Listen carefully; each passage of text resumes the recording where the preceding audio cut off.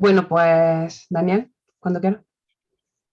Hola, ¿qué tal? Buenas tardes a todos. Soy Daniel Burgos, vicerrector de Proyectos Internacionales de la Universidad Internacional de La Rioja. Tenemos aquí un taller que hemos preparado con la Cátedra Telefónica UNIR en Sociedad Digital y Educación, que dirige mi colega, mi compañera, la doctora Natalia Padilla.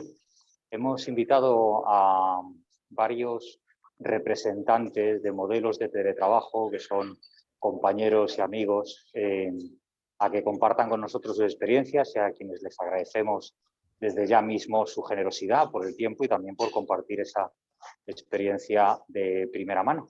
Esperemos que disfruten todos de esta sesión y doy pie directamente ya a la doctora Padilla para que presente propiamente a los participantes. Gracias nuevamente y un cordial saludo. Muchas gracias, Daniel. Bueno, pues efectivamente, bienvenidos a todos a esta mesa redonda sobre digitalización en la empresa, donde queremos reflexionar un poco sobre cómo ha sido el teletrabajo y cómo lo podemos o no seguir manteniendo de aquí en adelante. Entonces voy a compartir mi pantalla para dar inicio a esta mesa redonda. Como comentaba mi compañero Daniel, esta sesión está hosteada, está organizada por la Cátedra Telefónica UNIR en Sociedad Digital y Educación, que yo dirijo. Esta cátedra está dentro del Instituto UNIR-IT, que es el Instituto de Investigación, Innovación y Tecnología Educativa, que dirige Daniel Burgos. Dentro de las diferentes actividades que hacemos en el instituto, pues está de las cátedras. Y en esta en particular, en la Cátedra Telefónica UNIR para Sociedad Digital y Educación, lo que hacemos es fomentar el estudio, sensibilización e investigación sobre entornos digitales y estudiar el impacto que eso tiene en diferentes metodologías de enseñanza y aprendizaje. Además, procuramos que las tecnologías de la información y la comunicación pues se utilicen para la mejora, el apoyo, la integración y el condicionamiento a la sociedad digital. Y eso lo hacemos procurando también que se produzcan más recursos educativos y divulgativos y dándonos la mano entre la universidad, la empresa y la sociedad. Todo eso pues lo hacemos por medio de actividades de formación, proyectos de innovación, publicaciones, actividades de comunicación. Tenemos convenios con algunas empresas, de hecho difundimos muy activamente toda la información de becas y oportunidades que hay de colaboración, sobre todo con Telefónica. Participamos también en redes de excelencia y en general en todas las actividades que se organizan dentro de la red de cátedras de Telefónica. Entonces, en esta mesa hoy lo que queremos es hablar sobre esta transformación digital que está muy unida al tema principal pues, de esta cátedra telefónica UNIR. Esa transformación digital que nos lleva a todos a pensar rápidamente en la utilización de ordenadores para muchas cosas, pues tiene aparejadas otras muchas cuestiones que a veces no nos las hemos planteado y que nos hemos encontrado con ellas pues en muchas ocasiones de forma abrupta y hemos tenido que un poco pues ir solventándola sobre la marcha. Entonces, pues gracias a este camino que hemos recorrido durante la pandemia, que diferentes estudios dicen que en 2 años hemos avanzado lo que si no hubiéramos pasado esta situación se hubiera avanzado en 20, pues partiendo de esa situación y de otras experiencias previas, pues esta tarde vamos a reflexionar sobre esta cuestión. Y en particular sobre el teletrabajo. El llevarnos el trabajo a casa o llevarnos la casa al trabajo, cómo eso nos deja conciliar, cómo no, qué necesitamos invertir en recursos, en tiempo, en herramientas. Y para ello, pues, nos acompañan hoy 3 ponentes que le agradecemos muchísimo su participación. Voy a empezar presentando a la doctora Stefania Cheto, nacida en Bolonia, Italia, y licenciada en Ciencias Políticas y Económicas. Desde 1998 se dedica a la investigación y al asesoramiento político en materia de innovación en el aprendizaje, e-learning e internacionalización de la educación superior. De 2001 a 2013 fue jefa de la unidad del Observatorio de e-learning en Scienter, Italia, realizando investigaciones sobre políticas, mercado y prácticas innovadoras en el ámbito del e-learning en todos los sectores de la educación y la formación. De 2013 a 2014 colaboró con Menon Network, coordinando proyectos del 7º Programa Marco de la Unión Europea en el ámbito de tecnología para el aprendizaje, creatividad e innovación. De 2015 es investigadora senior y gestora de proyectos en la Universidad Internacional de La Rioja, trabajando en proyectos relacionados con garantía de calidad, aprendizaje basado en juegos, inclusión social, competencias digitales, internacionalización de la educación superior y educación abierta. Y Estefania teletrabaja desde 2013. Bienvenida, Estefania. Gracias, Natalia. A continuación presento a la doctora Begoña Arenas, nacida en Granada, España. Finalizó el bachillerato en el Huron High School en Michigan, Estados Unidos, en 1989. Es licenciada en Derecho por la Universidad de Granada. Cursó un año de Erasmus en la Universidad de Siena, en Italia, donde nos cuenta que aprendió italiano con acento toscano. Fue investigadora junior y senior en Scienter, con sede en Bolonia, y directora de producción de esa misma empresa en la sede española. Teletrabaja desde 2003, primero desde el campo de Gibraltar y ahora desde la Costa del Sol. Y además es fundadora de la empresa Innovation Training Center, con sede en Palma de Mallorca, que se centra en la innovación en la educación, la formación, basada en las nuevas tecnologías, y además en ese mismo año comenzó a colaborar con UNIR como profesora asociada, dirigiendo pues diferentes trabajos fin de máster en los posgrados, por ejemplo, de tecnología educativa, diseño y gestión de proyectos tecnológicos o e-learning y redes sociales. Bienvenida, Begoña, gracias. Muchas gracias, Natalia. Y para finalizar esta presentación, pues tenemos al doctor Francisco Guerrero, nacido en Güejar Sierra, Granada, licenciado en Medicina y Cirugía por la Universidad de Granada y concretamente especialista en Medicina Familiar y Comunitaria. Experto universitario en calidad en instituciones sanitarias por la Universidad de Granada. Ha trabajado como médico de familia en urgencias hospitalarias, urgencias extrahospitalarias y atención primaria, destacando más de 13 años en el Centro de Salud de Gran Capitán, del que ha sido director durante casi 10 años. Ha ejercido durante 2 años funciones de subdirector del Distrito Sanitario Granada Metropolitano y desde junio de 2019 es subdirector médico del Hospital Universitario Clínico San Cecilio de Granada. Además, miembro de varios grupos de trabajo de las sociedades española y andaluza de medicina familiar y comunitaria, destacando el grupo de trabajo de ecografía en ambas sociedades. Y además ha sido durante más de 15 años vicepresidente de la Sociedad Andaluza de Medicina Familiar y Comunitaria. El doctor Francisco Guerrero no nos ha indicado desde cuándo ha teletrabajado, pero su papel va a ser pues justo esta incorporación que ha tenido muchísima parte de esta sociedad a una situación que a priori quizás no estaba demasiado planificada, y bueno, pues nos va a contar cómo se han ido adaptando y qué necesidades son las que ha detectado. Muchas gracias, Francisco, por asistir. Bienvenido. Hola, buenas tardes. Gracias, Natalia. Pues entonces, sin más dilación, si os parece, pues vamos a empezar pues situando cómo fue esa primera experiencia de teletrabajo. A mí, si quieren, pues incluso por el mismo orden de presentación, podemos hacer la participación. Estefania.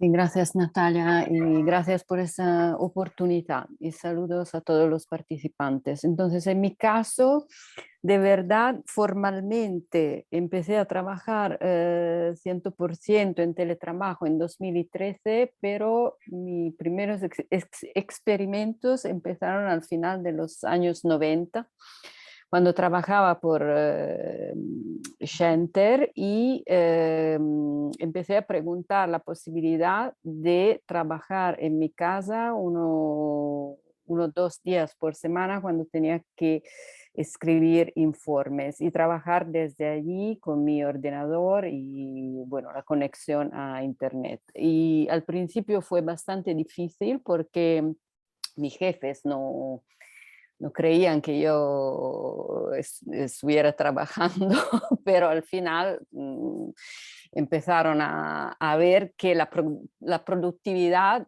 era mayor. Y entonces en unos años se transformó en una práctica bastante común en esta pequeña en este pequeño centro de investigación. Pero bueno, yo vivo en Bolonia, entonces solo ocurría cuando se necesitaba escribir informes o concentrarse en algo particular. Cuando cambié de trabajo y empecé a trabajar por el Menon Network, el Menon Network su sede es en Bruselas. Y entonces, claro que viviendo yo en Bolonia no tenía alternativa. La única posibilidad era de teletrabajar. Y en ese caso, con la técnica de Bring Your Own Device, porque tenía mi propio ordenador y, bueno, un correo electrónico oficial y un Dropbox donde guardar mi trabajo, y así se organizaba el trabajo. Y en el caso de UNIR, donde empecé a trabajar en 2015, también por necesidad, porque sigo viviendo en Bolonia, decidimos con Daniel, como ya habíamos trabajado juntos, entonces ya teníamos una cultura de colaboración y la capacidad de trabajar a distancia, y entonces acordamos también por la filosofía propia de UNIR, que es una universidad online al 100%, de trabajar online. Sigo con mi ordenador personal, aunque se me ofreció un ordenador oficial de UNIR, y utilizo todas las herramientas que UNIR me ha entregado para trabajar con la máxima seguridad y privacidad. Muy bien, muchas gracias, Estefania. Nada. Begoña, ¿cómo fue tu caso? ¿Cómo fue esa incorporación al teletrabajo? Bueno, pues mi incorporación al teletrabajo fue en parte por motivos personales. Yo empecé a trabajar a finales de los 90, pero siempre iba a la oficina, nunca trabajé desde casa. Primero estuve trabajando en Italia, luego en España, siempre yendo a la oficina todos los días, muchísimas veces más de 8 horas. Claro, empezaba la jornada y por temas de gestión pues terminaba muchas veces con tareas que no eran tampoco exactamente de mi competencia, porque terminaba muy tarde. Entonces llegó un momento después de 4 años en el que, claro, yo primero se me dieron las circunstancias personales de que me tenía que mudar de ciudad, y entonces pues yo di la posibilidad de poder teletrabajar. Estaba hablando del 2002. Digamos que no existía todavía ni una cultura del teletrabajo, ni una, mentalidad abierta hacia el teletrabajo. Efectivamente, los jefes se pensaban que tú te ibas a tu casa a poner la tele. Entonces, pues yo hice una oferta, bueno, 6 meses. Si la productividad cae, sobre todo mis objetivos, porque yo en aquel momento estaba presentando varios proyectos de investigación y no consigo los objetivos que, por ejemplo, que conseguí el año pasado, o se pueden incrementar, pues o vuelvo a Granada o me voy o cambio de trabajo sin problema. Y entonces, pues bueno, en esos 6 meses se duplicaron mi objetivo, es decir, no solamente pude concentrarme mucho más y pude conseguir el doble de lo que venía consiguiendo antes, porque tenía más tiempo para concentrarme en mis tareas. Entonces, efectivamente, seguí trabajando con relativa tranquilidad. También en términos, como decía Estefania, de Bring Your Own Device, ¿no? Tú tenías que poner tu ordenador, tu red, tenías que asegurar la conexión a internet, que yo recuerdo que creo que he pasado por todas las operadoras del mundo, por todas las que ha habido en España, creo que yo he pasado, siempre intentando buscar la mejor conectividad, y siempre pues mirando internamente por la seguridad, por la seguridad de los datos, pues claro, desde un nivel totalmente de autoaprendizaje, ¿no? En el que tú empiezas y casi vas tú dándole los detalles a la empresa de qué es necesario hacer para que el teletrabajo sea efectivo y se pueda realizar de manera adecuada. Para mí ha sido una circunstancia muy, muy positiva. Y creo que en mi caso tuve la suerte de que mi empresa pues, me apoyó en todo momento, también lo tengo que decir. Luego, claro, cuando yo ya fundé mi empresa propia, pues yo estoy en la Costa del Sol y la oficina de nuestra empresa están en Palma, con lo cual el teletrabajo era algo necesario, también lo testamos a ver cómo iba al principio. y hoy día la verdad que tengo que decir que va con una fluidez espectacular y no nos causa ningún tipo de problema. Creo que es una asignatura pendiente el que muchas empresas lo promuevan y creo que se ha dado una circunstancia fantástica ahora en la pandemia, como tú mencionabas, Natalia, en el que ha habido que hacerlo sí o sí, en que muchas empresas no han tenido más remedio que establecerlo. Y entonces, pues quizá ahora es cuando están testando si funciona o no, con qué personal y un poco yendo a retortero quizá por necesidad, ¿no? Sí es cierto que yo he dado varias charlas y varias sesiones de formación en distintas empresas, algunas en Granada, otras en Málaga, empresas grandes que querían instaurar módulos de teletrabajo o iniciar a teletrabajar. Y sí es cierto que te encontrabas con, por una parte, pues trabajadores que tenían muchísimas ganas de empezar y de hacerlo, y con otros que lo hacían con mucha reticencia porque desde ya y antes de empezar pues echaban de menos el contacto social, ¿no? Entonces eso es un problema que quizá trabajaremos y veremos en las preguntas a continuación, ¿no? Pero creo bueno, que las empresas al principio eran más reticentes, que ahora a través de la pandemia yo creo que cada vez pues están más abiertas a realizar el teletrabajo y que bueno, que todavía hay trabajo que hacer, pero que gracias a Dios ya hoy día la legislación está un poco más clara y todos los trabajadores que quieren realizarlo pues ya saben las reglas del juego, ¿no? Cosa que bueno, en mi caso pues tuve un poco que empezar a ver sobre la marcha. Muy bien, muchas gracias, Begoña. Y ahora vamos a conocer el caso de Francisco, a ver cómo fue esa incorporación al teletrabajo, si fue ese tránsito así suave, si fue más abrupto. ¿Cómo fue tu caso, Francisco? Bueno, en el ámbito de la sanidad, el teletrabajo a veces es difícilmente comprensible porque evidentemente el contacto con el paciente no se puede perder. Pero el 12 de marzo de 2020 llegó algo que nos cambió la vida a todos. Y bueno, nos encontramos con los pacientes confinados, con los pacientes que no podían asistir a los hospitales y a los centros sanitarios porque los espacios sanitarios se habían convertido en espacios blindados donde no se podía entrar. Y en un hospital como el nuestro, que es el segundo hospital en tamaño de la provincia de Granada, atendemos a lo largo, en un año, 623.000 consultas externas y hacemos más de 425.000 pruebas diagnósticas radiológicas. Teníamos que gestionar eso de alguna manera. Con los pacientes en su casa, teniendo que gestionar citas que estaban solicitadas y que no iban a asistir, con consultas que teníamos que suspender porque teníamos que atender a los pacientes graves que ingresaban en el hospital por el COVID, con profesionales que no podían venir porque estaba el estado de excepción que no permitía movilizarse a gente que estaba viviendo fuera de Granada y que se tenía que trasladar por motivos laborales al hospital. Y eso nos hizo abrir a la sanidad un espacio que no lo teníamos muy contemplado, que era trabajar desde casa. Es cierto que en algunas especialidades, como radiología, ya se estaba haciendo y hay experiencias en las que se produce la lectura de pruebas diagnósticas a miles de kilómetros de distancia. Se realizan las pruebas diagnósticas en un centro sanitario y los radiólogos que las leen están en otro. Es más, en Andalucía tenemos la experiencia del programa de detección precoz de cáncer de mama, que las mamografías se hacen en un espacio y los radiólogos las leen en otro. Y en otro momento diferente. Y lo pueden hacer desde casa, porque además eso es una actividad que va fuera del horario laboral normal. Pero es cierto que tuvimos que adaptarnos de una manera muy rápida, con una estructura que teníamos, que disponíamos y que no sabíamos que teníamos, con una VPN corporativa en el que nadie sabía que existía y de repente un hospital como el nuestro tiene que dar de alta en esa VPN corporativa a más de 3.000 profesionales. Y los profesionales solicitan todos hacerlo al mismo tiempo y tenemos que dar respuesta a eso.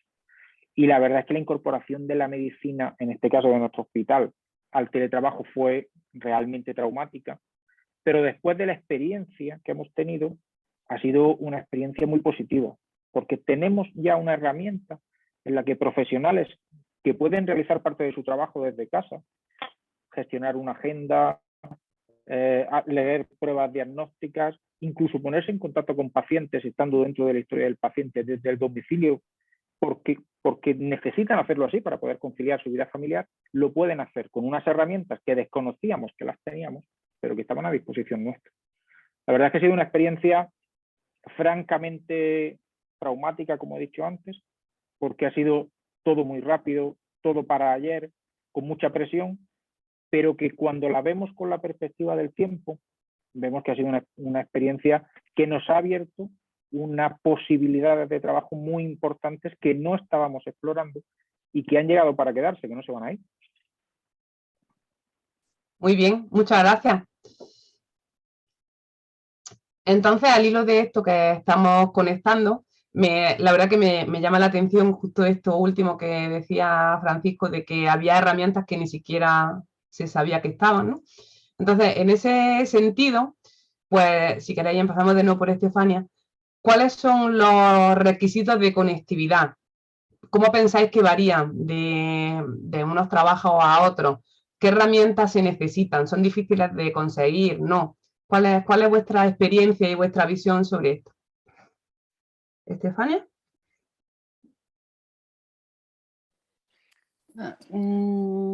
En mi caso, por el tipo de trabajo que hago yo, que es un trabajo de gestión de proyectos internacionales y algunas veces de investigación, no hay requisitos particulares de conectividad, ¿no? Una broadband normal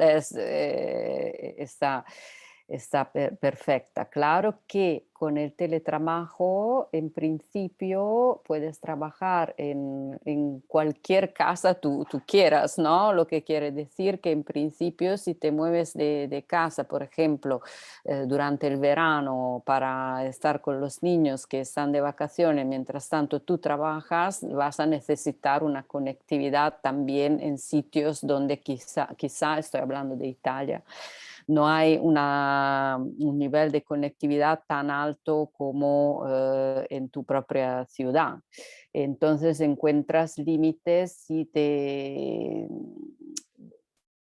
conectados a la infraestructura propia del país, ¿no? de la región en la cual estás trabajando. Pero para el tipo de trabajo que hago yo y el tipo de material que tengo que compartir, no hay requisitos muy altos. Y a nivel de herramientas depende un poco del nivel de colaboración. Yo he visto en estos años que se ha pasado y en estos últimos años se han desarrollado muchas herramientas para la colaboración en línea. Para la creación en línea de manera colaborativa, del desarrollo de ideas y de ideas de proyecto y de estrategias para la realización de estas ideas. Uno, por ejemplo, es el Miro Board, ¿no? También se han desarrollado varios tipos de herramientas de Dropbox a Google Drive para compartir los outputs, los files que se desarrollan, y en este caso depende un poco de la política de la empresa lo que se puede o no se puede usar, y esto puede ser un problema en el desarrollo de proyectos internacionales, porque hay casos en el que algunas empresas quieren usar Dropbox y no Google Drive y al revés. Y bueno, con el COVID lo que he visto yo es, en mi propia experiencia, antes del COVID yo me sentía muy sola durante el día, ¿no? Trabajando en mis cosas, con reuniones planeadas, pero con días sin reuniones. Porque mis colegas estaban todos, los que trabajan en la oficina en Madrid, estaban todos en la oficina, entonces la interacción humana la tenían allí. Con el COVID, que todos estuvimos confinados en nuestra casa, la interacción a nivel virtual creció muchísimo, también con los colegas de Madrid, y para mí fue un valor añadido muy, muy alto en tema de que eso lo vamos, creo, a discutir en la próxima cuestión de lo que son los aspectos positivos y negativos del teletrabajo, ¿no? La posibilidad de compartir también como un café virtual con tus colegas para compartir ideas y estrategias sobre cosas diferentes. Pero a nivel técnico, yo creo que en los últimos años se ha desarrollado mucho, no he visto mucha diferencia en la variedad de herramientas, sino en la intensidad del uso de estas herramientas después de la pandemia. Muy bien, muchas gracias, Estefania. ¿Cuál es tu visión, Begoña? Porque no sé si antes ha quedado claro que tú también eres gestora de proyectos, también internacionales como Estefania, y me gustaría saber si compartes esa visión o no, y también conocer un poco tu faceta de docencia, si tú en la parte de docencia pues has encontrado algo diferente a lo que has encontrado en la parte de investigación. Bueno, mi tarea, claro, yo por una parte diseño y gestiono proyectos europeos, la parte de diseño quizá en un determinado periodo de tiempo, pues lo que más tiempo lleva, luego lo llevo con la gestión, porque también gestiono los proyectos que se van aprobando, y todo eso lo voy llevando también con la parte docente. Para mí, requisitos de conectividad, bueno, pues la fibra para mí fue, o sea, desde el momento en el que tuve fibra, para mí fue un gran cambio, un cambio tremendo. Pensad que en el 2002, cuando yo pues era lo que Telefónica daba, ¿no? Porque además Telefónica daba servicio a toda la empresa que surgían, ¿no? Entonces, claro, había muchísimos problemas de conectividad, había días que se iba a la red, que no iba bien, que iba muy lenta, y ya yo me desesperaba, claro, yo me tenía que organizar para ser capaz de conectarme en un momento determinado y mandar todo lo que tenía que mandar. La colaboración al principio era online, era prácticamente imposible. Luego, a medida que fueron pasando los años y en el momento en el que ya tuve fibra, llegó a mi domicilio, ¿no? Porque también lo tuve yo que contratar y hacer por mi cuenta, para mí se abrió un mundo pues, en el que ya no había problema, ¿de acuerdo? Adiós, Daniel, en el que ya, o sea, todos los problemas de conectividad pues pasaron a otro nivel, ¿no? Porque ya no eran esos los problemas que tenía, eran otros.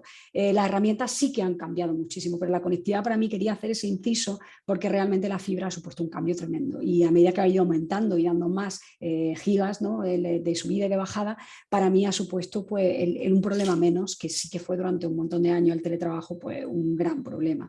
Luego, en cuanto a las herramientas colaborativas han ido cambiando. Yo en el tema tanto del diseño y gestión de proyectos, no es ahora lo mismo que se hacía hace 5 o 10 años. Y con la pandemia, pues es lo que dice Estefania, esas herramientas ya existían, pero con la pandemia ha hecho que se usen mucho más. Con lo cual, para la hora de diseñar proyectos, gestionar los proyectos, ya todo el mundo se ha puesto las pilas, mientras que había un porcentaje muy alto de gente que no sabía utilizar las herramientas colaborativas o que podía o no tener buena conectividad. Sin embargo, en los últimos 3-4 años, desde el 2016-17 y mucho más a partir del 2020 con la pandemia, yo creo que son problemas que han desaparecido desde mi punto de vista. Es decir, yo te puedo decir que prácticamente el 98% de los profesionales con los que yo trabajo, que son a muchos niveles, tanto a niveles de colegas, los proyectos de investigación, como los alumnos, que hay que tener en cuenta que nosotros en UNIR tenemos alumnos de todo el mundo y cada vez hay menos problemas tanto de conectividad como de trabajo en colaboración. También es importante que herramientas como esta misma que estamos utilizando ahora, ¿no? Zoom o Adobe Connect, son herramientas que han crecido y se han universalizado, digamos. ¿Quién no ha utilizado Zoom? ¿Quién no ha utilizado Meet? ¿Quién no ha utilizado últimamente pues, Adobe Connect o incluso Facebook, ¿no? La herramienta de videoconferencia de Facebook? Son herramientas que se han universalizado y que todo el mundo ya es capaz de utilizar pues a unos niveles, digamos, mucho más, no te digo de experto, pero de usuario sin problema ninguno. Entonces, eso sí que ha supuesto desde mi punto de vista un cambio muy grande y un avance enorme que ya empezaba a notarse antes de la pandemia, pero que ya con la pandemia ha hecho que ese, desde mi punto de vista, es casi a un nivel universal, ¿no? Quizá en este sentido sí los más mayores se han quedado un poco, eso es uno de los temas que quizá hablaremos más adelante, ¿no? Sobre todo la gente joven sin problemas, incluso de edad media, quizá los mayores son los que sí se han quedado un poco más a la zaga, ¿no? Un poco más a la cola de este tema, pero que sí ha habido un tremendo avance y yo desde lo miro, pues son 19 años. Ahora, pues claro, estos problemas, la conectividad y las herramientas prácticamente ahora todo el mundo las conoce, todo el mundo las comparte y es muy sencillo hacer y trabajar tanto con colegas a nivel de proyectos de investigación como con alumnos a nivel docente. Muy bien, muchas gracias, Begoña. No sé si Francisco, sobre todo por lo que ha comentado antes de pruebas diagnósticas, radiodiagnóstico, quizás las necesidades sean un poco más exigentes. No sé, Francisco. Bueno, realmente las necesidades o los requisitos de conectividad que necesitamos nosotros para trabajar son los mismos que necesita cualquier persona. Una conexión de banda ancha lo suficientemente estable para poder trabajar y que no se te cuelgue cuando tus niños se conectan para ver películas, que eso lo hemos vivido todos. Al final yo durante la pandemia me levantaba a las 5:30 de la mañana para revisar datos, porque si mis niños se levantaban a las 8 para entrar en clase, se me quedaba a veces, como dicen ellos, bugueado el ordenador, porque al final acabábamos perdiendo algo de conectividad. Los requisitos de conectividad son similares a cualquier otra empresa que trabaje desde casa. Lo que sí es diferente son las herramientas que son necesarias. Nuestras herramientas, por donde trabajamos y con qué trabajamos, son unas herramientas específicas que deben estar preparadas para poder hacer teletrabajo. Y eso no es sencillo. No es sencillo poder acceder a la historia de salud digital de las personas, de los pacientes, desde el domicilio. Para eso tienes que cumplir unos requisitos de seguridad muy importantes que eviten que haya filtrado de datos que son muy sensibles fuera de del sistema sanitario público. Eso hace que tengamos que trabajar con herramientas específicas en el que entramos en la historia de salud digital, en el que hay una trazabilidad de quién entra, en el que siempre que te sales queda grabado todo lo que ha hecho el profesional dentro de la historia de salud digital. Y esas herramientas, gracias al trabajo de los últimos 20 años, en este caso en el Sistema Sanitario Público Andaluz, las teníamos. Tenemos una historia digital que nos permite el acceso en remoto a la historia del paciente, nos permite trabajar con la historia del paciente entrando en remoto desde casa y poder pasar consulta y poder ver pruebas diagnósticas y poder solucionar, prescribir, hacerlo todo desde casa. Eso nos ha facilitado muchísimo las cosas. Es algo que veníamos pidiendo los profesionales desde hace muchísimos años y que aunque no estaba muy desarrollado, y ahora realmente con la pandemia lo que ha pasado es que todos los profesionales han podido acceder a esa herramienta. Antes estaban limitadas a un grupo de profesionales dedicados a la gestión que podíamos trabajar desde casa y ahora ya no. Ahora ya cualquier profesional sanitario de Andalucía, en este caso, puede acceder a esas herramientas y puede teletrabajar desde casa dentro de la historia de salud de sus pacientes. Y luego ha habido otras herramientas que algo habéis vosotros dejado ver, que son las herramientas de trabajo colaborativo. En las herramientas de trabajo colaborativo nosotros las veníamos empleando en el ámbito de la investigación, en el ámbito de la docencia, ya veníamos utilizándolas.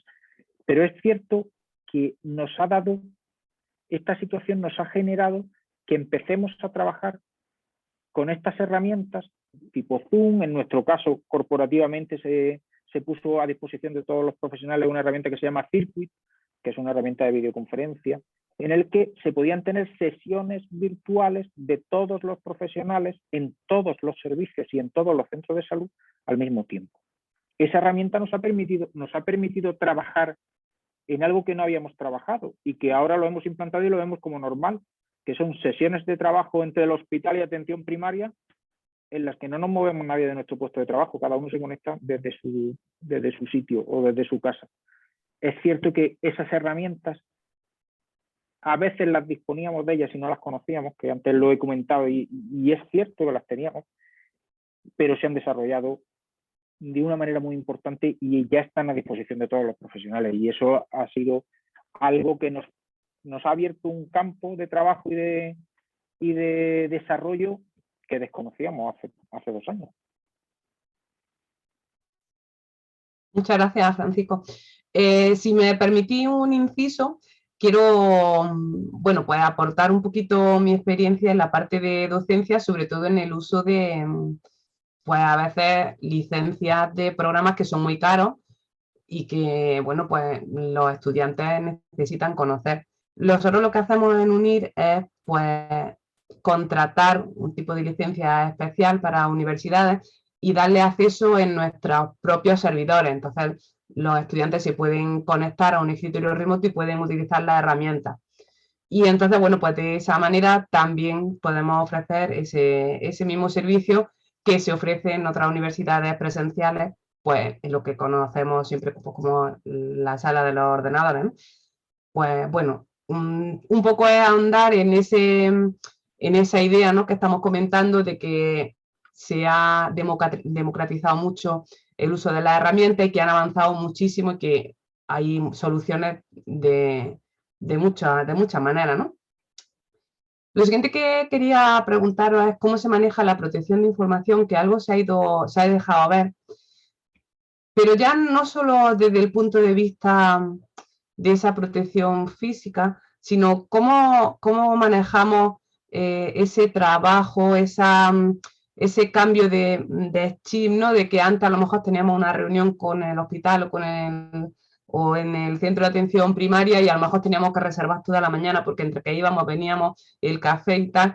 ¿Cómo ese manejo de información y esa protección de información, cómo ha cambiado, Estefania?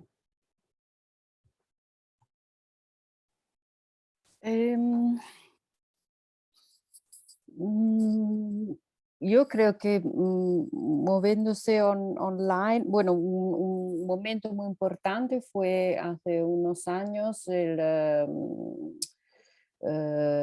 GDPR de la Comisión Europea, ¿no? La legislación común a todos los países europeos sobre la privacidad que implica para todas las empresas riesgos muy altos de multas muy altas si no se respeta esta privacidad. Entonces eso ha implicado una atención estratégica mucho más alta a la protección de los datos que se gestionan, con atención particular a los datos personales y también atención, creo que esto siempre lo hemos tenido, a la información que compartimos internamente, pero yo creo que hablamos de dos niveles diferentes, ¿no? La protección de los, hablo para mí, en los proyectos europeos he visto que la atención a la protección de los datos personales en los últimos años ha sido muy importante y por otro lado a nivel de empresa se han hecho cursos por parte de UNIR para todos los empleados sobre la protección de datos y la gestión de la privacidad. Eso para compartir a todos los niveles la importancia de la protección de la información, sea personal o de los productos que tenemos. Entonces, en los últimos años, con esta intensificación de las actividades online, por un lado, y intensificación también de la posibilidad que estos datos sean robados, ¿no?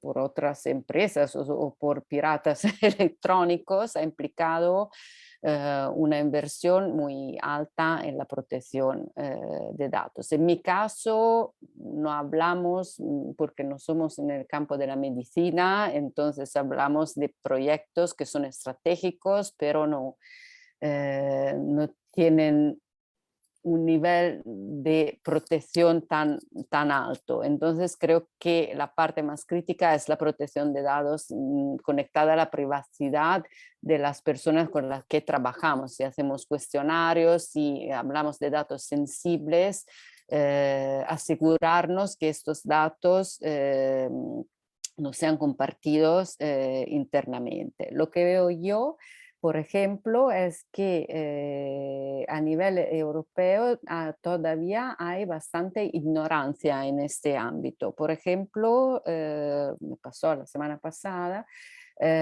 teníamos que entregar al coordinador de un proyecto los timesheets, ¿no? La declaración del tiempo que cada empleado había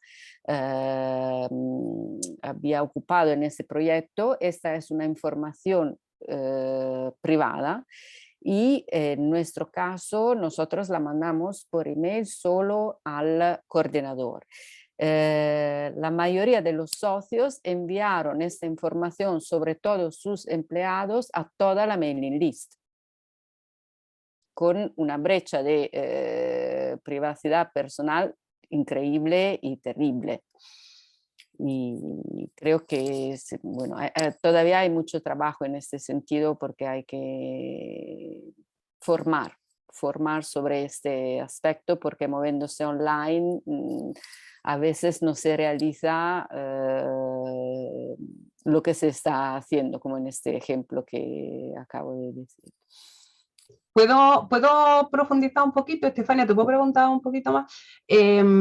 Cuando ha hablado de la ley de la Unión Europea, solo por puntualizar, es anterior a la pandemia, ¿no? Con lo cual se ha venido ya trabajando en este sentido.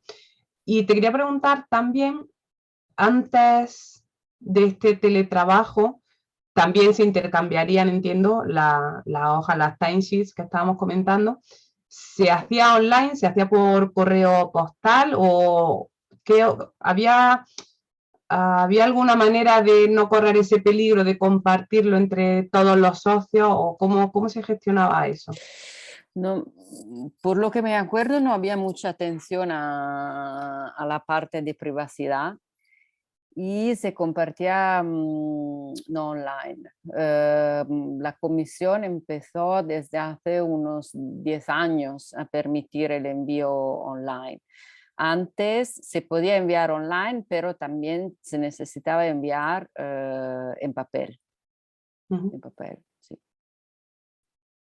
¿Y llegaba primero al coordinador y luego el coordinador se lo enviaba a la comisión? Sí. ¿O cada independientemente? Sí. Vale, Primero al coordinador por email para que controlase que todo estuviera bien y desde su feedback. Después, cambiando lo que se tenía que cambiar, se enviaba en papel al coordinador, que lo iba a enviar a la comisión. Entonces, un trabajo, lo que ahora se hace en 2 días, se hacía en más de un mes. Vale. Muy bien, muchas gracias. ¿Cuál es tu experiencia en este sentido, Begoña?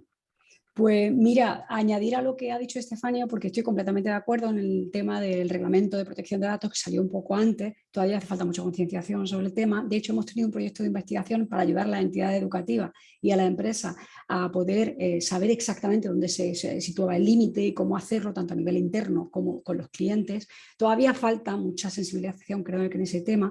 Y lo que sí quería hacer el inciso con Estefania, que me ha hecho gracia con lo que comentaba de las timesheets, de los contratos, efectivamente, que hubo un cambio muy grande sobre hace unos 3-4 años en el que las entidades públicas pasaron de pedirlo todo en papel a pedirlo todo online. Pero no puedes hacerlo online, sino es obligatorio hacerlo online. Es decir, a pasar a que la firma electrónica ya no fuera una decisión, sino una obligación. Entonces hubo un cambio muy radical poco antes de la pandemia, 1 año o 2 antes de la pandemia, particularmente en España. Es decir, los proyectos ya no se podían firmar por parte del que presentaba el proyecto si no era con firma electrónica. Entonces, claro, hubo un cambio muy drástico de todo papel a todo online. Entonces, también en ese sentido, claro, la protección de la información todavía no estaba en marcha, aunque sí había ya reglamento europeo de protección de datos, todavía la ley estaba muy reciente y entonces hubo, desde mi punto de vista, un gap legal importante en el que, aunque todo ya era obligatorio realizarlo, todas las firmas, todavía no se protegía de la manera debida porque las empresas todavía no estaban sensibilizadas, aunque sabían que tenían que realizar una firma electrónica, no había la protección debida. Entonces, creo que todo esto ha avanzado mucho en muy poco tiempo. En 4 o 5 años ha avanzado de una manera tremenda. Creo que en el campo sanitario es donde quizá el doctor Guerrero nos pueda dar más datos, porque efectivamente el tema de la protección en cuanto a los pacientes, claro, es un tema que ha sido muy sensible siempre, pero ahora al estar todo online y al estar todo, digamos, de estar en papel como estaba antes, hace unos años, a estar todo online, pues claro, las brechas y los posibles peligros son mucho más grandes, cosa que el inciso que quería hacer, que claro, lo que ha comentado Estefania, efectivamente, es que en muy poco tiempo cambió todo, todo. A nivel, claro, de paciente todavía tiene que ser más drástico, más traumático, imagino, y mucho más complicado de gestionar, porque estamos hablando de datos mucho más sensibles, ¿no? O sea, si en general es ya un problema que se ha convertido y que, bueno, ha avanzado muy rápido y que por eso precisamente pues, está cambiando demasiado rápido y la ley no va tan rápido, ni la concienciación de los ciudadanos y de las empresas no va tan rápido como debería,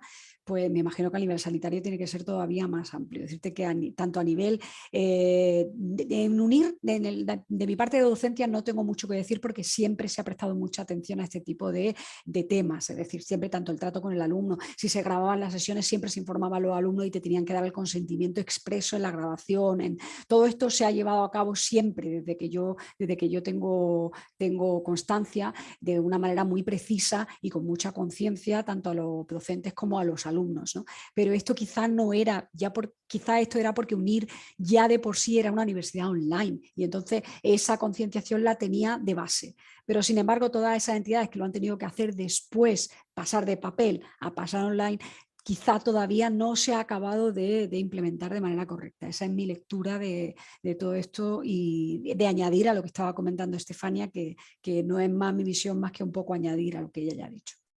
Por puntualizar, Begoña, este cambio que comentas de papel a digital, ¿te estás refiriendo a previo a la pandemia o a causa de la pandemia? Previo a la pandemia, esto fue justo antes también, o sea, la firma digital, yo te digo, por ejemplo, para los proyectos europeos, de no pedirse la firma digital y de poderse realizar a mano y mandar un documento a mano, incluso en papel, se exigió, o sea, ya no era una conditio sine qua non para poder mandar un proyecto, era la firma digital. O sea, estamos hablando de hace 4 años, era justo previo a la pandemia. Pues en el 2018-19 creo que de hecho la Agencia Nacional en España, a través del Ministerio de Educación, el SEPIE, ya pedía obligatoriamente que los proyectos se firmaran con firma digital. Entonces, esto supuso un problema para todas aquellas entidades, sobre todo asociaciones pequeñas y demás, cuyo presidente a lo mejor, pues claro, eran los únicos que podían firmar para la asociación y no tenían firma electrónica. O sea, digamos que todo esto, ahora ya quien no tiene firma electrónica, ¿no? Después de 4 años. Pero aquel era un momento en el que no todo el mundo tenía firma electrónica o DNI electrónico. Entonces supuso, digamos, pues un gran cambio que fue previo a la pandemia y que yo creo que ya con la pandemia pues ha venido justo el momento en el que se había facilitado o se había, digamos, allanado el camino en ese sentido. Esa es mi visión del tema desde el punto de vista pues, de los proyectos de investigación y las entidades públicas pidiendo, ¿no?, una firma electrónica de forma obligatoria, cosa que para mí fue un poco traumático. Yo tenía mi firma electrónica, pero los applicants, las asociaciones, sobre todo las universidades, tampoco había mucho problema en las universidades, pero las entidades educativas más pequeñas sí que tenían problema con la firma electrónica porque todavía no estaba implantada de manera generalizada. Entonces hubo particularmente un año que fue como el gran cambio, ¿no?, en el que pedía la firma electrónica y todo el mundo tenía que ir y hacerlo sí o sí. Entonces, eso sí que fue un cambio tremendo, que creo que ha allanado mucho el camino, en muchos sentidos. Muchas gracias. Francisco, en tu caso ya has dejado ver antes, ¿no?, que es un poco más sensible. ¿Nos puedes concretar un poquito más? Bueno, en mi caso, en el campo de la salud, evidentemente los datos de salud de los pacientes son especialmente sensibles. Bueno, y ahí no tenemos más opción que seguir la Ley Orgánica de Protección de Datos que nos marca el Ministerio, la última actualización de 2018. Es cierto que los sistemas de información sanitarios velan mucho por la privacidad, la confidencialidad de los datos clínicos de los pacientes. Es más, el acceso de los propios pacientes a sus datos, porque realmente, según la Ley de Autonomía del Paciente, los datos son propiedad de los pacientes, no son del sistema sanitario. El acceso de los propios pacientes a sus datos clínicos debe hacerse con un certificado digital, no se hace con un login. Con un login accedes a tus citas y poco más, pero si quieres acceder a informes que ya está disponible todo en la red, necesitas un certificado digital y es necesario para eso. Pero nosotros manejamos muchos más datos que los datos de salud de los pacientes en el ámbito sanitario. Manejamos todos los datos de los profesionales. Todos los datos de los profesionales son datos que son sensibles y que no están dentro de la historia de salud del paciente, que está francamente blindada y que es muy difícil poder acceder a la historia de salud de un paciente desde fuera del hospital. Es francamente complicado. Pero los datos de los profesionales, datos de bolsas de trabajo, esos datos sí están en aplicaciones que tienen un acceso bastante más sencillo. A todos no nos sorprende que los sistemas de salud estén teniendo continuamente ataques, ciberataques, para poder acceder. Nosotros hemos sufrido uno hace pocas semanas y tuvimos que, durante el fin de semana, generalmente nosotros nos conectamos al entorno corporativo a través de unas aplicaciones, pero cuando necesitas hacer determinado trabajo, en mi caso específico de gestión, yo me tengo que conectar a mi ordenador del trabajo. Para conectarme a mi ordenador del trabajo no puedo apagarlo. Pues bueno, nosotros hace unas semanas tuve que apagarlo durante el fin de semana porque estábamos teniendo un ciberataque que entraba por los equipos que estaban encendidos. Entonces, es cierto que tenemos muchos más datos de los de salud de los pacientes que son sensibles, que debemos protegerlos y que a veces nos cuesta trabajo protegerlos. Es algo que... Y hay algo también que yo cuando alguna vez en los seminarios que imparto en la Facultad de Medicina de Granada hablo con los estudiantes, hay una filtración informal de datos de salud que hacemos de una manera inconsciente cuando hacemos sesiones clínicas, cuando estamos con los compañeros sentados en un bar, cuando al final estamos hablando de, oye, ha venido un paciente que ha tenido esto, al final estamos violando la confidencialidad de la historia clínica. Y eso, en los casos en los que estamos trabajando ahora, que hacemos sesiones conjuntas por videoconferencia, ahí estamos exponiendo casos clínicos específicos de personas con nombre y apellidos, en los que estamos diciendo sus nombres y sus apellidos y exponiéndolos delante de todos. Y eso sí tenemos que ser especialmente cuidadosos en el manejo de la protección de la información. Nosotros realmente en nuestra historia de salud digital es muy difícil que haya algo que se filtre, pero luego sí tenemos otro tipo de información de profesionales, de información informal que manejamos en correos electrónicos, que sí supone un riesgo. Bueno, y ahora con los WhatsApp, a veces nos pasamos datos de pacientes a través de un WhatsApp para poder gestionar una cita. Eso al final tenemos que establecer herramientas que eviten que esos datos puedan filtrarse, porque son especialmente sensibles. Sí, claro, es verdad que, vaya, yo particularmente estaba pensando mucho en pues, las historias de salud, pero es verdad que, claro, que hay mucha más información en la que yo personalmente no había reparado, ¿no? En tu perfil. Dejadme que os asalte un poco, porque esta pregunta no la había preparado, pero conforme hemos estado hablando, me ha surgido, bueno, vuestro perfil es un perfil de la parte alta de la pirámide, ¿no? Y bueno, veo que sois muy conscientes y me atrevería a decir que, bueno, que estáis bastante a favor o que reconocéis las bondades del teletrabajo. Quería preguntaros si vuestra visión sobre este tema, sobre el teletrabajo, pensáis que varía o quizá no vuestra visión, pero sí la visión general, si varía cuando está en la parte baja de la pirámide y cuando está en la parte alta. Quiero decir, a lo mejor un trabajador de la parte baja puede pensar me viene muy bien teletrabajar porque concilio mejor, o yo no quiero teletrabajar porque me cuesta el dinero pagar la luz, ¿no? En dos posturas opuestas, y alguien de la parte alta de la pirámide puede pensar, oye, pues me parece bien que mi equipo trabaje desde casa porque se puede concentrar mejor, y la visión en el otro lado sería, no quiero que mi equipo trabaje desde casa porque no sé si está poniendo la lavadora o está trabajando, ¿no? Entonces, ¿cómo lo veis? ¿Cómo veis esa situación? Podéis participar si queréis, como esto no lo había preparado, pues como vaya surgiendo. Yo, si quieres, te comento, yo sí que he visto, como he dado varios seminarios de teletrabajo en distintas empresas, entonces sí te puedo comentar que hay una dicotomía. Por una parte, o sea, si yo daba los seminarios de teletrabajo, obviamente era porque la empresa quería instaurar el teletrabajo de una manera gradual, ¿no? Entonces yo tenía que hablar con todos los representantes o sea, los trabajadores que iban a realizar el teletrabajo y un poco pues tomar la temperatura de la situación, ¿no? Entonces yo me he encontrado con situaciones de todo tipo y desde hace muchos años, es decir, yo llevo dando estas charlas desde 2011 Y ya en el 2011 había pro y contra, había gente que se veía, esto no es para mí. O sea, yo lo voy a hacer si la empresa me lo pide, pero esto no es para mí. Y luego todo lo contrario, gente que decía, a mí me va a venir genial porque esto es lo que yo quería, yo estoy hecha para esto y es justo lo que a mí es el anillo de mi dedo. Entonces, desde ese sentido había de todo. Yo creo que con la pandemia, toda esta gente que tenía sus dudas no tenía más remedio que hacerlo. O sea, estamos hablando de una ingente cantidad de trabajadores que ha sido un sí o sí, o teletrabaja, pues no hay otra opción. Entonces, eso ha dado una oportunidad a probar a ver qué tal va contigo, pero claro, tenía el contra de que, como decía el doctor Guerrero, es que tiene a los niños conectados en el colegio, entonces, o en casa, o llamándote, o no tenía un despacho para trabajar y tú lo has tenido que organizar, pues yo me conecto con un montón de gente desde la cocina o desde...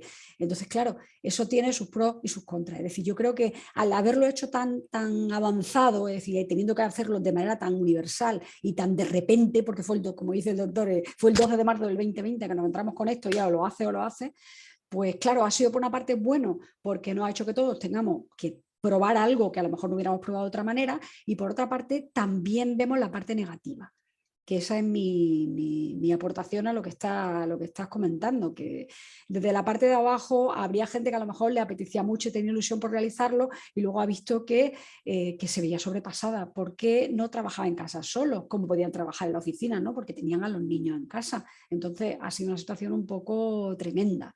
Y también te lo digo, que si yo probablemente hubiera empezado a trabajar en la pandemia de primeras, yo no sé si estaría tan contenta, la verdad. Cosa que yo te debo decir, por mi parte yo estoy encantada. Yo desde el 2003, para mí ya no creo que haya y ni vaya a haber otra manera de trabajar, porque para mí funciona 100%, pero no estoy tan segura de que hubiera funcionado tan bien si lo hubiera tenido que hacer en pandemia y me hubiera tenido que convencer de que es para mí. También creo que, en fin, fue complicado.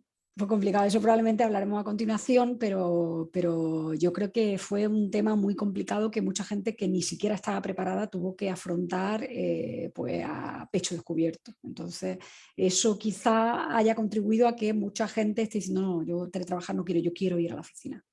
Esa es mi visión del tema. Sí, y yo aquí quería introducir un matiz diferente al que has puesto tú, Natalia. Tú has puesto el matiz de diferentes estatus dentro de la misma empresa, pero yo aquí el matiz que introduciría es empresa pública, empresa privada. El espíritu funcionarial de la empresa pública, bueno, eso dificulta mucho el teletrabajo y el que tú fuera de tu horario laboral te sientas en el ordenador a trabajar. Pues yo trabajo de 8 a 3, con una pausa a las 8 para el café, a las 10:30 para el café de media mañana, a las 11 para el café de media mañana un poco más avanzado, y el hacerle ver a alguien que tiene ese espíritu de trabajo, que por la tarde a las 5 de la tarde se tiene que conectar a su ordenador para echar un ratito, a veces no es sencillo. Y eso no afecta a que sea en la base de la pirámide o en la parte alta de la pirámide. Ya te puedo decir que hay profesionales facultativos que no quieren el teletrabajo muertos, y profesionales administrativos de base que están encantados con teletrabajar desde casa y poder organizarse desde casa y gestionar las 1000 citas que tengan que gestionar en ese día, distribuyéndose el tiempo como ellos consideren oportuno. Y no es tanto por el hecho de ser de una categoría o de otra, sino también por, como decía ella, cómo se concilia con la vida familiar y también con la sensación que tú tienes de pertenencia a tu empresa, que eso también es importante. Alguien con pertenencia a su empresa seguro que va a aprovechar mucho más el teletrabajo que alguien que tiene desapego a su empresa. Si alguien con desapego a su empresa, pues probablemente el teletrabajo le sirva para salir del paso, no para muchas más cosas.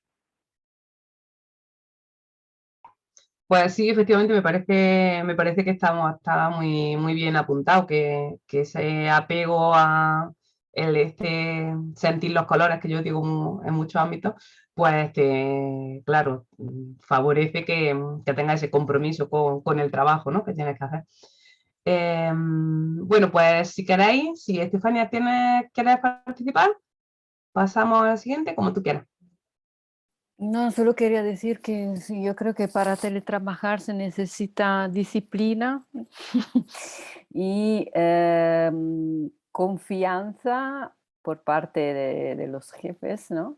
Y un poco una cultura de teletrabajo.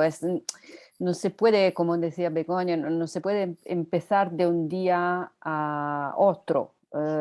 Yo como si fuera jefe en una empresa, no aceptaría, bueno, con el COVID, con la pandemia hubo que aceptarlo, pero no aceptaría que una persona que empieza a trabajar hoy en mi empresa empieza teletrabajando.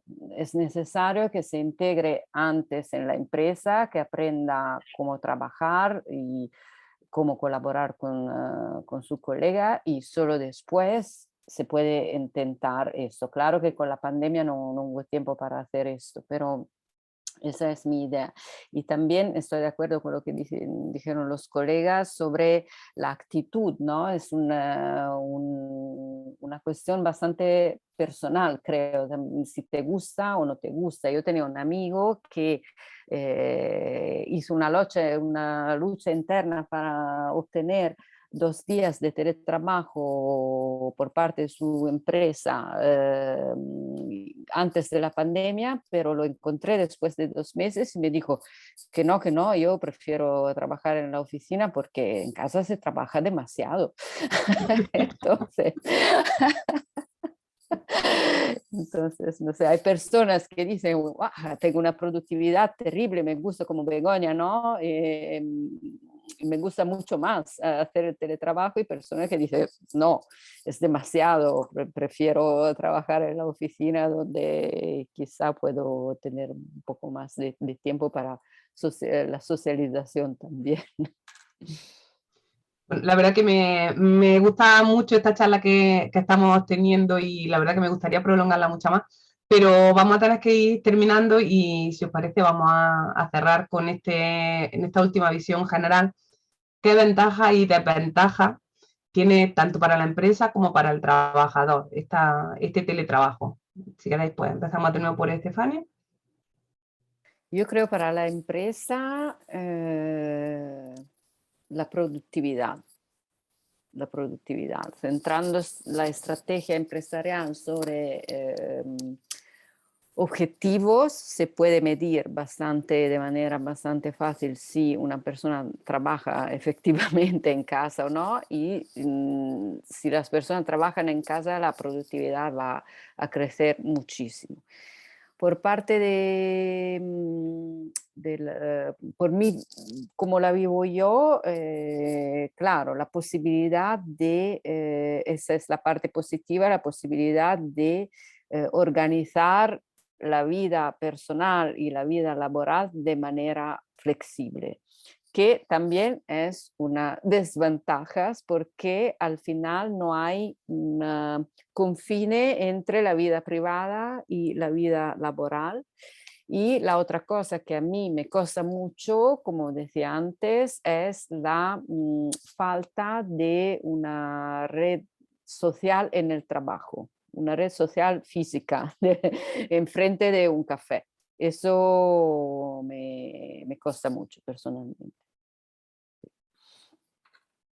A mí también me cuesta eso, Estefania. Gracias. Begoña, si quieres. Sí, bueno, yo en la misma línea que Estefania, solamente quizá hacer el inciso efectivamente en que, como comentaba el doctor Guerrero, esto es una cuestión de mentalidad y de apego, ¿no? Es decir, en el que el teletrabajador que tiene más apego por su empresa, o ya sea pública o privada, desde mi punto de vista, pues tiene más posibilidades de salir victorioso y de realizar teletrabajo con éxito. La desventaja creo que ha venido en la pandemia, sinceramente. Yo, para mí, que era una firme defensora del teletrabajo, en la pandemia yo creo que llegué a un límite de salud mental, ¿no? En el que es que yo no podía trabajar normalmente, yo estaba acostumbrada a estar sola, a ser muy productiva, a organizarme muy bien el trabajo, y de pronto me encontré que en casa había 4 personas todos los días durante mucho tiempo. No fue una semana ni 2, fueron varios meses, y yo recuerdo llegar a junio en que yo decía, yo voy a necesitar un psiquiatra, no ya un psicólogo, un psiquiatra, porque era muy difícil llevar a cabo el trabajo que yo realizaba y llevaba desde de tantísimos años. Para mí fue muy complicado porque era todo el día con interrupciones, era todo el día escuchando a gente en el teléfono, escuchando ruido, dejé de poder concentrarme como yo quería. Creo que, claro, eso lo ha tenido la gente que ha tenido que empezar a trabajar de nuevas. Con lo cual, creo que la principal desventaja ha sido eso, tener que hacerlo tan rápido y tenerlo que hacer con todas las desventajas que ha conllevado la pandemia, que es tener a todo el mundo en tu casa y tener que hacerte un espacio rápido y de manera, pues, de aquella manera, ¿no? Entonces, yo creo que es una ventaja muy grande en general el poder tener esta oportunidad para cualquier empresa, pero hace falta un cambio de mentalidad y centrarse en objetivos. Es decir, por una parte del trabajador el apego y por otra parte de la empresa el pasar a pensar en objetivos y no tanto en cuánto tiempo pasa uno delante del ordenador. Es decir, que para la empresa también eso es una parte muy positiva. En la parte negativa, por supuesto, como comentaba Estefanía, la parte social, pierdes una parte de ese componente. Yo llevo casi 20 años en los que la parte social de mi vida es o bien amigos completamente fuera del trabajo o bien mis reuniones de trabajo, que también se han visto completamente suspendidos en la pandemia, no ha habido viajes, con lo cual para mí un gran componente de vida social que tenía, que era parte del trabajo, que eran las reuniones internacionales, pues no he tenido ninguna en 2 años y para mí pues eso también ha supuesto un cambio muy grande en mi vida. He llegado a echarlas de menos, cosa que estaba ya saturada de viajar y llega un momento que le digo, bueno, un viajecito no me vendría mal. Entonces, las ventajas y las desventajas creo que están ahí claramente. Para el trabajador, definitivamente las ventajas, si está orientado a objetivos, tiene apego y es tu forma de trabajar, puede ser muy, muy beneficioso, teniendo en cuenta que la parte social la tienes que cubrir, que la salud mental puede llegar a momentos en los que te vaya a pasar factura y como empresa definitivamente tienes que cambiar de mentalidad, pasar a una mentalidad de objetivo. Yo creo también como empresa pública. Creo que si tú quieres desarrollar el teletrabajo, lo que tienes que fomentar que tus trabajadores empiecen a pensar que tienen que trabajar sobre objetivos y sobre resultados. Entonces, claro, lo que comentaba del funcionario, ¿no? Yo creo que los funcionarios que tienen un trabajo más, que obviamente tienen que rendir unos objetivos concretos, les es más sencillo, como es el caso del administrativo, y en otros casos, pues mucho más difícil de medir. Pero yo creo que ese es un reto que hay que plantearse y que ya tiene que estar sobre la mesa, tanto para empresas públicas como privadas. Creo que ya vamos teniendo tanto las herramientas tecnológicas como las legislativas, como va a poder ir poco a poco favoreciendo ese cambio, ¿no? Y que ya no sea algo raro el teletrabajo, como cuando yo decía que tú trabajas desde casa y explícame eso. Pues poco a poco ya todo el mundo sabe lo que es, entonces ya no solamente saber lo que es, sino que sea de forma exitosa y que se pueda realizar pues con total normalidad y que tenga ventajas para uno y para otros. Muchas gracias, Begoña. Francisco, si quieres apuntar alguna otra cosa. Sí, yo en este caso le veo muchas más ventajas en el campo sanitario al teletrabajo entre pares, al teletrabajo entre profesionales, que al teletrabajo con pacientes, en nuestro caso.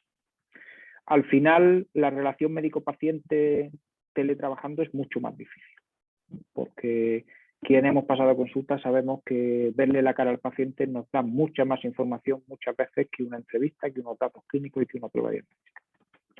Esa parte que hemos perdido durante algunos meses de la pandemia en los que no teníamos acceso a los pacientes o los pacientes no tenían acceso a nosotros y que no podíamos verlos físicamente, eso se ha notado. Y eso es una desventaja en nuestro campo, es una desventaja importante del teletrabajo. Pero tiene ventajas en el aspecto de relación entre pares.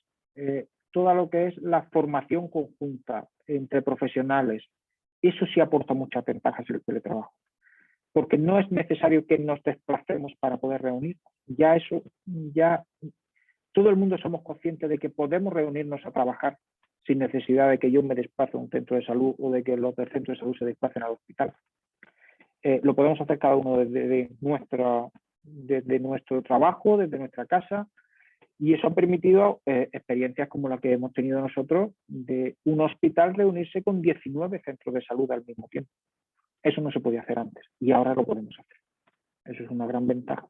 Y en nuestro campo la gran desventaja es que perdemos parte de las relaciones interpersonales, que es muy importante en el campo de la salud. Y eso debemos mantenerlo. Al final el paciente quiere verle la cara al médico y el médico quiere ver la cara del paciente. Y eso necesitamos seguir teniéndolo. A mí me parece, Francisco, perdona que haga un inciso aquí, desconozco si existía antes o no, pero a mí me gusta mucho personalmente la opción que tenemos ahora cuando vamos a pedir una cita médica de si la quieres presencial o la quieres telefónica. No sé si antes existía o no, yo la he descubierto después de la pandemia. Porque si yo lo que necesito es que me renueven la medicación, pues ni el médico me necesita allí en la puerta, ni yo necesito perder a lo mejor media hora entre que voy y me atienden y tal. ¿No? ¿Eso existía antes o no? Sí, existía en algunos cupos de algunos médicos locos que hacíamos ese tipo de medicina. Entonces, teníamos una parte de la consulta administrativa en la que lo que hacíamos era pues, renovación de recetas, partes de incapacidad temporal, y el paciente no se tenía que desplazar. Realmente nos comunicábamos con el paciente por teléfono. El paciente no tenía que venir a mi consulta a ocupar un hueco de consulta de presencia física, si lo que necesitaba era que yo le renovara las recetas. Pero eso era algo más experiencias personales de diferentes profesionales que entendíamos que era una manera de relacionarnos con los pacientes mucho mejor que el hecho de que tuvieran que ir allí a ocupar un hueco para renovar unas recetas, que puedo hacer el trámite administrativo si me llama por teléfono y me dice que se le ha acabado la receta, la pastilla del azúcar, que tener que pedir cita, venir al centro, ocupar un hueco, hacer cola. Eso es algo que lo hacían determinados profesionales, no todos, que hemos pasado por fase. Yo hubo una fase en la que tenía mucha consulta telefónica, otra fase en la que tenía menos, una en la que tenía mucha consulta administrativa, otra en la que no tenía ninguna, dependiendo de tu cupo de pacientes. Pero eso existía antes, pero era muy heterogéneo porque era dependiendo de lo que el profesional consideraba, quería organizarse su trabajo. Ahora que se ha institucionalizado y que ya todo el mundo tiene, evidentemente es una herramienta magnífica de control de la demanda. Quien no tiene que asistir al médico no tiene que ir. Yo siempre que me reúno en este caso con mis compañeros médicos de familia y con los servicios del hospital, yo siempre digo, el paciente que tiene que ser visto por el médico tiene que ser visto por el médico, pero el que no, no. Y el que no tiene que ser visto por el médico y necesita un trámite se debe gestionar sin que acuda al médico, porque no podemos consumir un recurso tan importante como es el tiempo de un médico en trámites administrativos que no precisen que el paciente vaya. Eso lo debemos solucionar fuera de la consulta, ¿no? Y eso es algo que antes existía como una implantación muy heterogénea y dependiendo de las personas, y ahora ya se ha implantado y es algo que nadie ve como anormal que te pregunten cita telefónica o cita presencial. Eso antes era una raya en el agua, ¿no? Eso era muy raro. No, yo telefónica no, yo quiero ver a mi médico. Ahora ya es normal, pero antes era francamente raro encontrar eso. En algunos cupos no ocurría, pero en otros la mayoría. Bueno, pues voy a hacer unas conclusiones muy rápidas, pero antes quiero robarle una frase a Iñaki Gabilondo, que se la escuché cuando entrevistó a su hermano, el ministro Gabilondo, cuando entró en el gobierno. Y es que habréis observado que yo me dirigí a los ponentes por su nombre de pila. Y la frase decía que no sabía Iñaki Gabilondo si era peor dirigirse a un hermano o a un amigo, en este caso de usted, o a unos doctores de la parte alta de la pirámide, como estamos diciendo, de tú. Entonces, bueno, pues vaya por delante esa disculpa y esa confianza que he tenido con vosotros por el cariño que os tengo a los tres. Bueno, entonces, a modo de conclusión, creo que ha quedado muy claro pues que parece que hay una visión positiva, siendo muy conscientes de las limitaciones, ¿no? Hemos visto que hay muchas herramientas que se han desarrollado y mucha conciencia que nos ha traído esta necesidad de habernos confinado, con lo cual estamos en muy buena disposición de aprovechar las bondades del teletrabajo, siendo muy conscientes, como decimos, de que hay pues, necesidades de protección de datos, de socialización, de hacer un poco de ese cambio de mentalidad, quizá para centrarnos en objetivos, para pegarnos más a la empresa y sentir los colores y remar todos más en ese mismo sentido, ¿no? Y entonces, pues para terminar, aunque nos hemos pasado un poquito de tiempo, pero si hay alguna pregunta entre los participantes, voy a colocar por aquí el chat. Hay aquí un mensaje del profesor Burgos que se retiraba. Si hay algún participante que quiera hacer alguna pregunta. Olivia nos dice, hola, buenas tardes. Mi pregunta es, ¿cómo se puede afrontar la desconfianza que existe en las empresas tradicionalmente presencialistas ante el teletrabajo? Sí, podéis intervenir como queráis. Bueno, yo decirte que precisamente mi experiencia inicial fue esa, era un rechazo completo al teletrabajo. Y en mi caso te puedo decir que se vence con mucha paciencia y con resultado. Es decir, en el momento en el que tú, claro, eso se puede hacer con empresas en las que ya estés trabajando.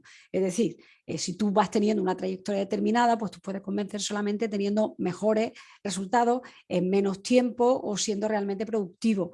Eso solamente se consigue si tú estás muy convencido de lo que haces, si te gusta mucho y crees que el teletrabajo puede ser una oportunidad y algo definitivamente bueno para ti. Yo me lo tuve que demostrar a mí a la vez que se lo demostraba a mi jefe en aquel momento y a mí y al equipo con el que yo trabajaba. A mí me resultó muy exitoso, pero claro, fue centrándome mucho en resultados. Yo creo que hice un trato, yo o funciona o no, y entonces me voy. Yo creo que fue un poco para aquella época, quizá un poco dramático y excesivo, pero yo creo que hoy día los puedes convencer con resultados y haciendo una prueba, es decir, probamos, dependiendo de cómo vaya, pues sí o no. Y sobre todo tienes que ir resolviendo problemas conforme van surgiendo y adelantándote un poco también a los problemas, es decir, siempre ser un solucionador de problemas nato, de manera que tu estancia desde casa no signifique un problema, sino una solución y a la larga se te vea como un activo quizá más valioso porque está demostrando una productividad y unos resultados mayores que si estuviera en la oficina. Esa es mi visión. ¿Vosotros? Muchas gracias, Begoña. Bueno, en respuesta a Olivia, tendríamos que saber la desconfianza de quién es, si de la empresa o del trabajador. La desconfianza del trabajador desde una empresa que está convencida del teletrabajo, al final prestándole las herramientas necesarias, haciendo una labor de educación, puedes convencer al trabajador que puede ser beneficioso. Convencer a un empresario del teletrabajo, si el empresario es desconfiado al teletrabajo, es probablemente muy difícil. Convencer a un empresario de que los trabajadores son lo suficientemente responsables para hacer su trabajo desde casa, si no confía en sus trabajadores, es muy difícil. Y bueno, probablemente esa desconfianza sea más difícil de vencer que la desconfianza del trabajador, que puede ver que la empresa quiere poner el teletrabajo para que trabaje más desde casa. Eso desde la empresa hay herramientas que son más sencillas de utilizar que intentar convencer a un empresario que desconfía de sus trabajadores que el teletrabajo es beneficioso. Muy bien, muchas gracias. Tenemos aquí otra pregunta de Loli Córdoba. Buenas tardes. Quisiera preguntar, ¿están los trabajadores que trabajan en desventaja con respecto a los trabajadores que acceden de manera presencial? Entiendo, los trabajadores que teletrabajan en desventaja respecto a los que están en presencial. ¿Qué os parece? A ver, yo creo que la desventaja depende claramente del empleador, es decir, depende de si estás dándole más oportunidades a los que trabajan de manera presencial, a los que no, obviamente estás en desventaja. Yo creo que está todo en la mentalidad, ¿no? Como hemos venido diciendo hace ya tiempo. Si tienes una mentalidad con respecto a objetivos, con respecto a resultados, con respecto a un equipo, el teletrabajo no tiene por qué hacer perder esa visión ni esa perspectiva y no tiene por qué hacer que los trabajos pierdan, que los trabajadores pierdan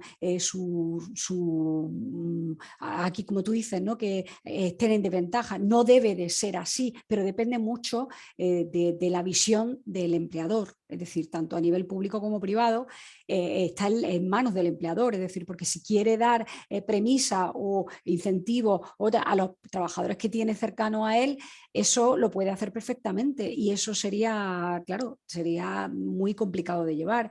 Yo en mi caso te tengo que decir que no ha sido así. Yo te tengo que, quizá también es cierto que yo me he empeñado de una manera muy especial en que eso no pase, pero creo que se puede luchar contra eso siendo muy claro, muy franco. Es verdad que se puede estar en desventaja en determinadas circunstancias. En principio no ha sido mi caso, quizá porque me he empeñado mucho en que no fuera así, pero yo sé que es un tema muy complicado.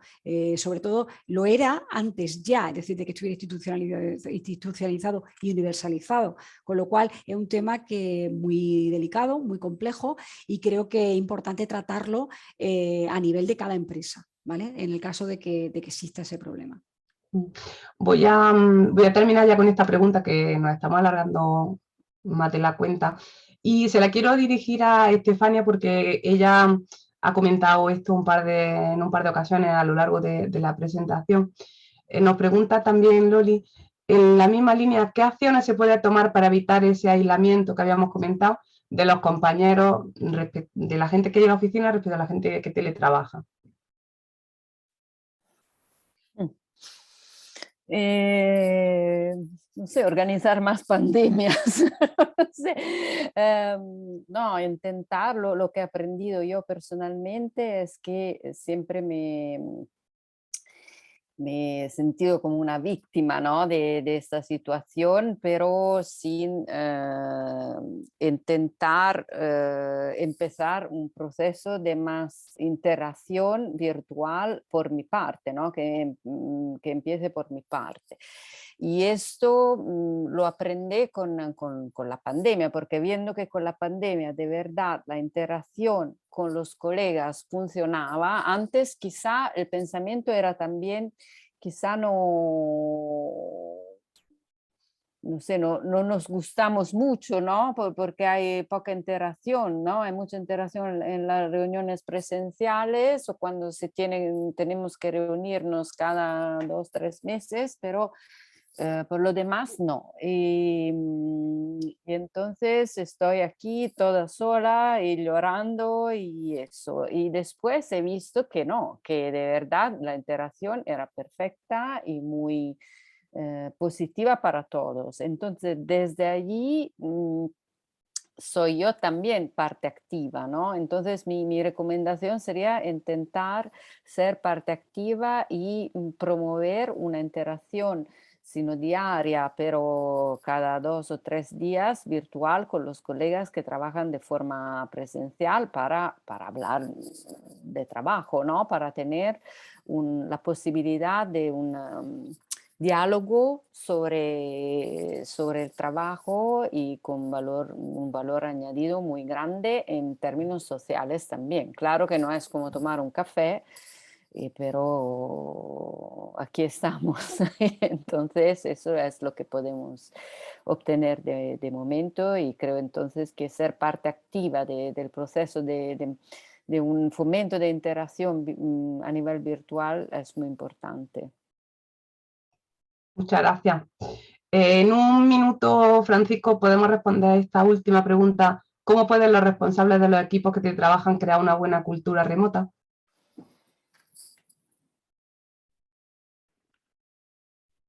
Bueno, al final es como yo entiendo que los responsables de los equipos tienen que crear una buena cultura remota, igual que crean una buena cultura no remota. Porque al final las herramientas para crear la cultura laboral son las mismas. Al final tiene que ser una herramienta de confianza. Tiene que utilizar la asertividad. Tiene que utilizar la corresponsabilidad. Si no tenemos esas cosas, si no somos capaces de transmitir a nuestros trabajadores confianza,